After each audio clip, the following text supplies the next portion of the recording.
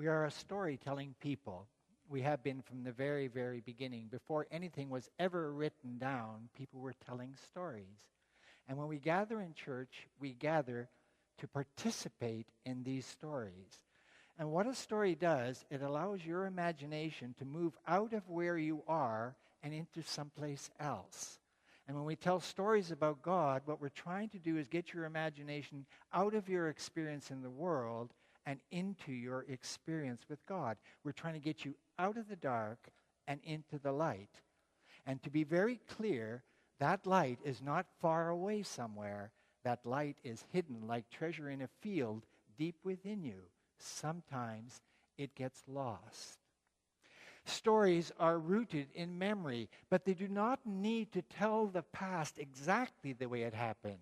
Because with every audience, you get to tell the story in a way that would fit for that audience. Now, each of us has opportunity to tell stories out of our experience.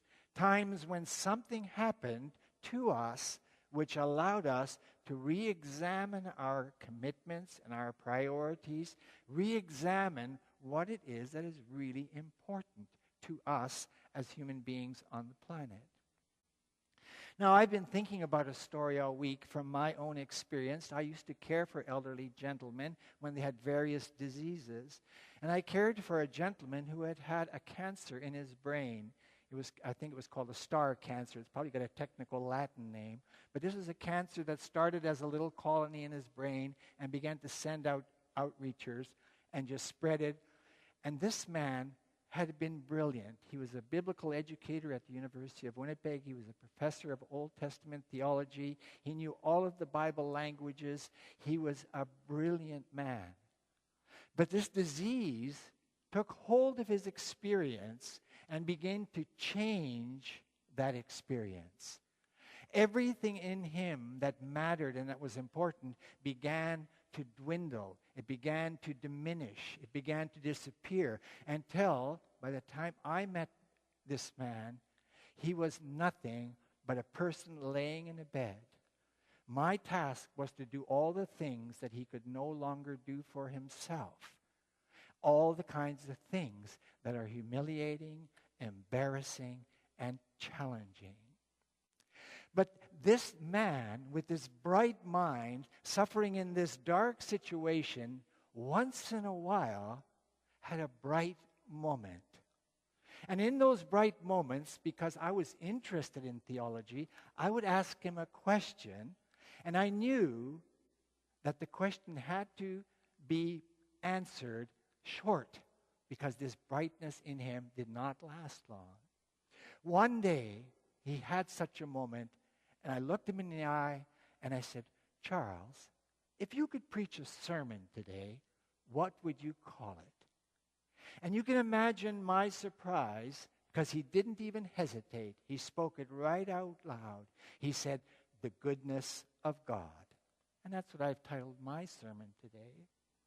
But what I'd like to draw on this story is that in the middle of this man's affliction, in the middle of this man's suffering, in the middle of this man's hardship, he had something that he could hold on to.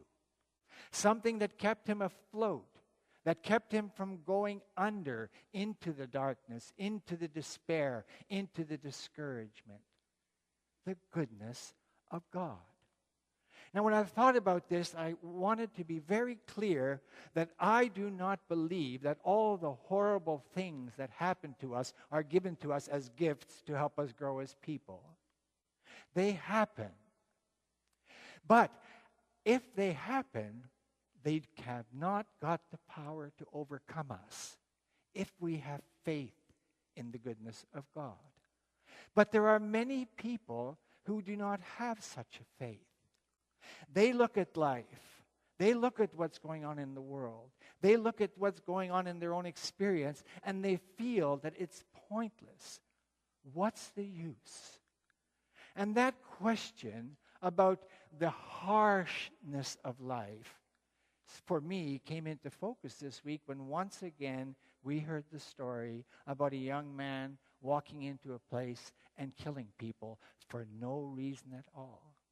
And that was just one little story out of so many stories which suggest that something is dreadfully wrong in our world.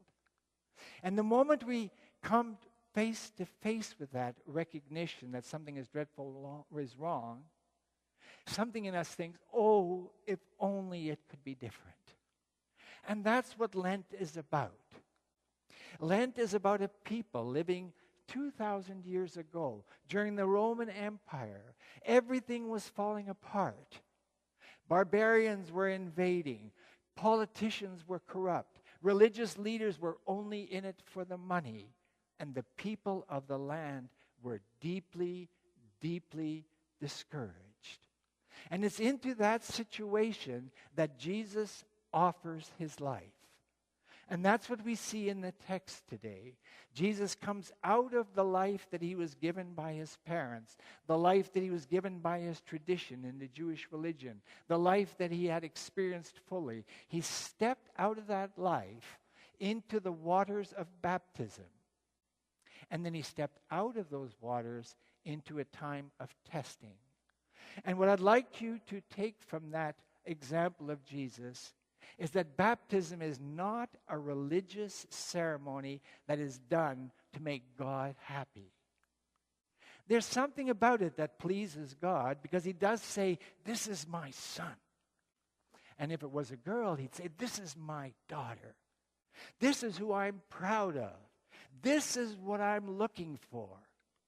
And the decision that Jesus had made was to step out of his ordinary life, the life of his whatever it was that gave him meaning, and to step out and step in to the service of God.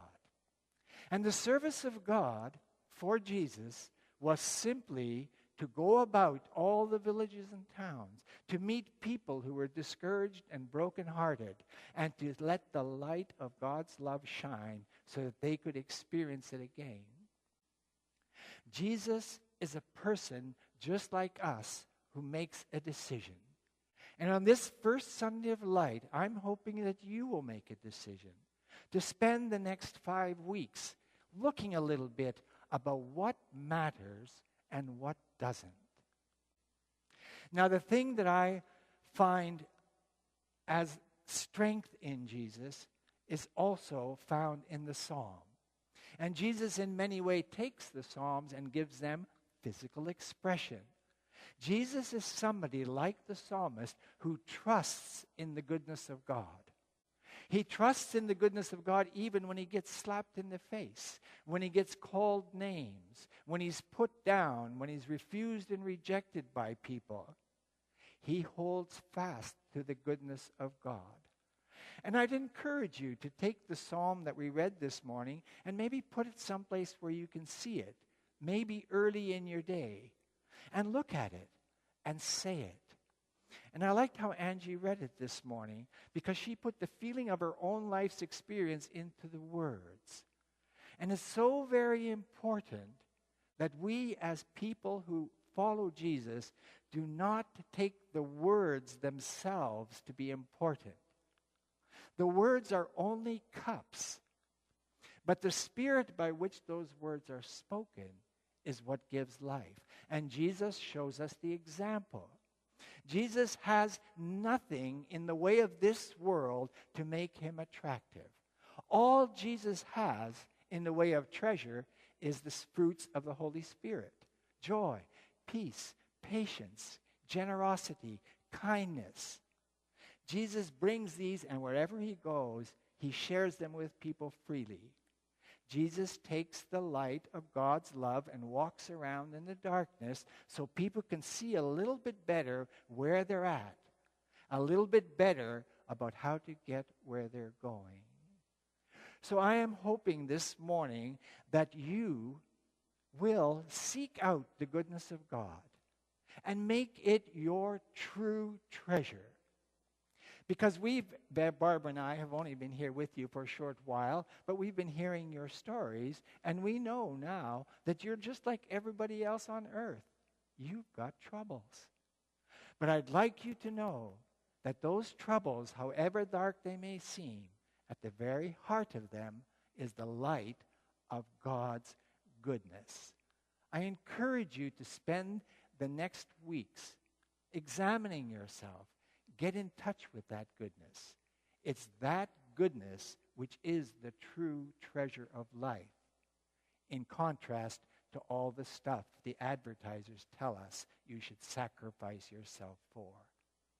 Give yourself to learning about God. Give yourself to sharing what you learn about God. And in this way, participate with God, just as Jesus did, in healing and renewing our sad, troubled world. May God give you the grace to grow in this season of Lent. Amen.